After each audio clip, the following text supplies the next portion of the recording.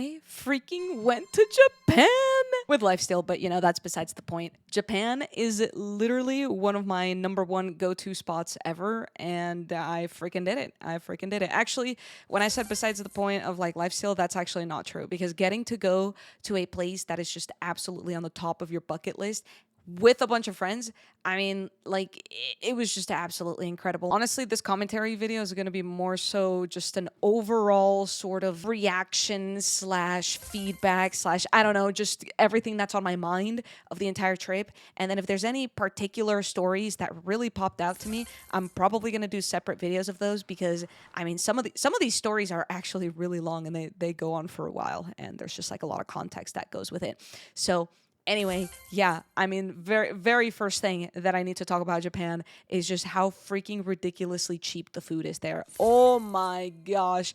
Like, I literally had a to-do list, or like a bucket list for my trip to Japan, and the number one thing was to eat as much food as humanly possible, and I most certainly did that. And I'm pretty sure that I spent less than like $200 or $250 on food alone, just like in 10 days in Japan, which is like insane, by the way. I guess technically that goes up to like $360, because we did do an omakase, which is like an experience of food. You basically sit down, it's super private, and they just bring out food to you. There's not even a menu. They just like prematurely make a menu for you, and you just sit there, enjoy, and you just get a bunch of food given to you throughout the time. And it was very delicious. I tried so many different types of food and sushis and things that I've just never would have tried otherwise, but I did it. And I'm very proud of myself, because I'm not normally the type to really go out of my way to try new foods unless it's like literally the only thing possible. And hey, I mean, at this point, it was that. It was the only thing possible, and we paid a lot of money to get into that. It was basically like a one-off experience. I don't know if I would do an omakase again, unless it's like a very like private, like maybe me and my girlfriend kind of go, just us two. Like maybe I'd do that, but definitely not like a super often thing, because holy moly, the rest of the food in Japan is so good as well, and it doesn't need to cost that much money. I mean, I was freaking getting 7-Eleven food almost daily, and like 400 yen would be like the maximum that I would pay per thing, which is like $2, by the way. Like, I could not tell you one thing that I could buy here in the United States of America that costs less than $2. Like, yeah, I'm even thinking of like protein bars and stuff. Like, I'm pretty sure each protein bar is like normally like $4 or $5 here in the US. I don't know. I don't normally buy like singular stuff like that, but still, like, holy moly, you could get like a whole freaking roll of sushi for $2. It is insane. It is just absolutely spectacular. And again, 7-Elevens are freaking OP in Japan. They have fresh food with fresh fish. They have fresh baked goods. Like, the bread there, like, I don't know exactly what it was that I got. I got like some cream filled like pastry type thing. No idea what it was called, but regardless, whatever it was, it just felt so fresh, and it just was so good. And it was probably like 300 yen, which is like $1.50, and it was so delicious. And I'm gonna stop glazing 7-Eleven now, because I don't even know what else I could possibly say to really like sell it to you guys. I think that you guys probably believe me by now. But now let's move on to the next incredible thing about Japan, which is the fact that their architecture and just the way that everything looks there is so cool. And I actually didn't have this realization until way later, like literally until I got on my flight back to the US, which is the fact that they just genuinely idolize anime and like Pokemon and just everything that's like really close to their culture. They like genuinely idolize it, and they freaking plaster it everywhere. So the reason that I say like that I noticed it was on my flight back home is because on the safety video that's playing in front of me, they're like, in case of an emergency, this is how you put on the vest. And in that video there was a Pikachu, and there were like freaking anime girls just walking around like in the background. And like I feel like that's just so normal in the Japanese culture. Like, we went to Akihabara.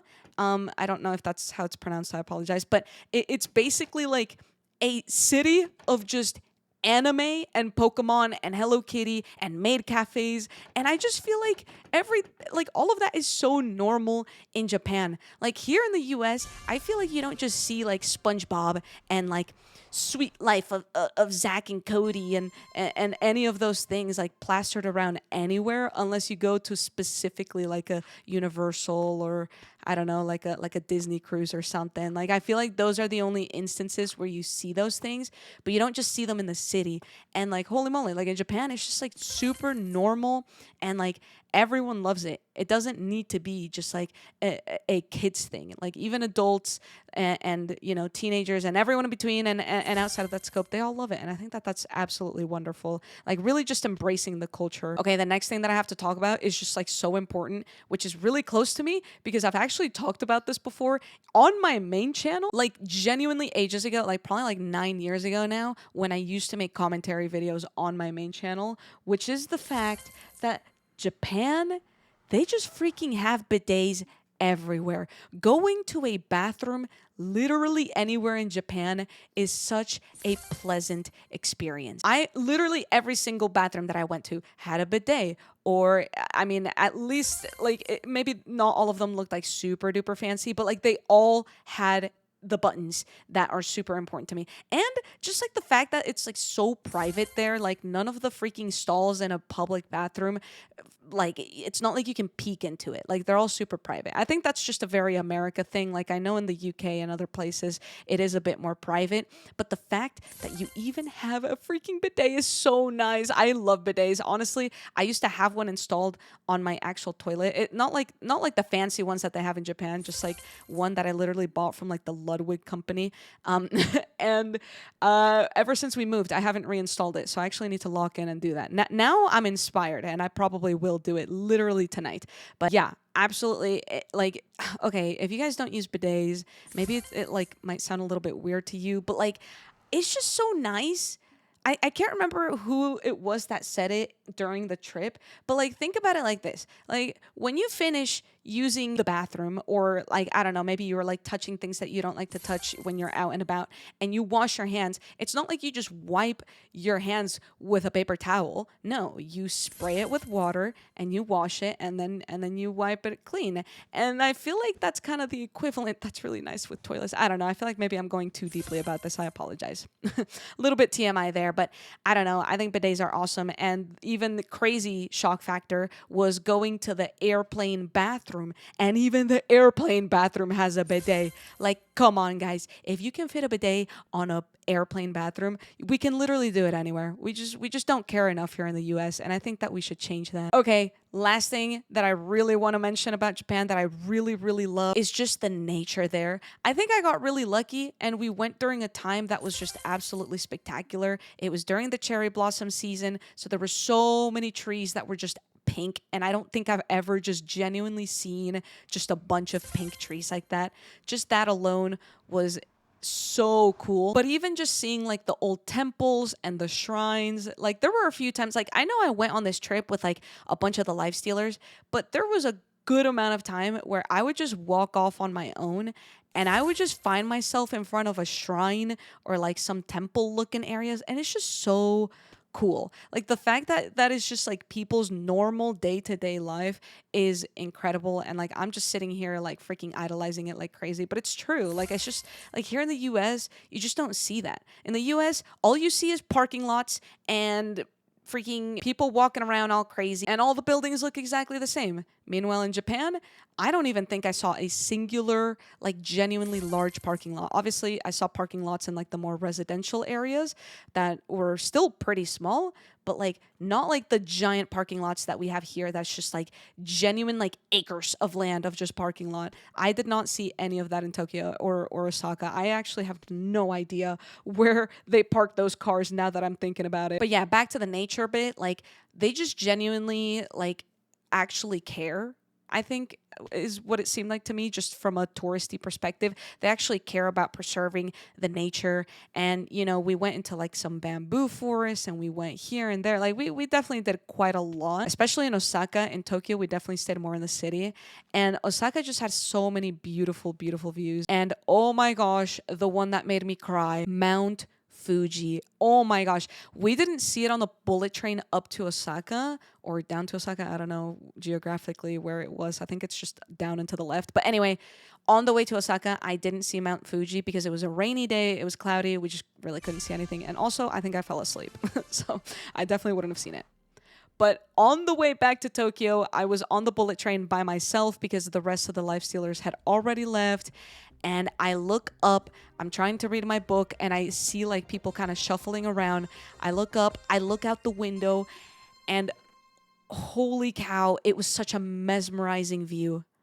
I don't even know how to describe to you guys how deeply I was affected when I actually saw Mount Fuji with my own eyes. It was such a bizarre experience. I actually started tearing up. I cried a little bit. I was trying so hard to take pictures, but I was sat on the opposite side on the train. But it doesn't matter because seeing it with my own eyes like truly changed me, bro. Like genuinely my brain chemicals felt all the right things to be happy. It was genuinely just such a beautiful experience. And I mean, that was just Mount Fuji, but just the entire trip alone, all the views, all the things, like it was just so nice. The cherry blossoms. And again, back to the nature bit, because I feel like I like keep wanting to say this, but I keep like messing it up or like not saying it. But I think I got lucky because I didn't see that many bugs.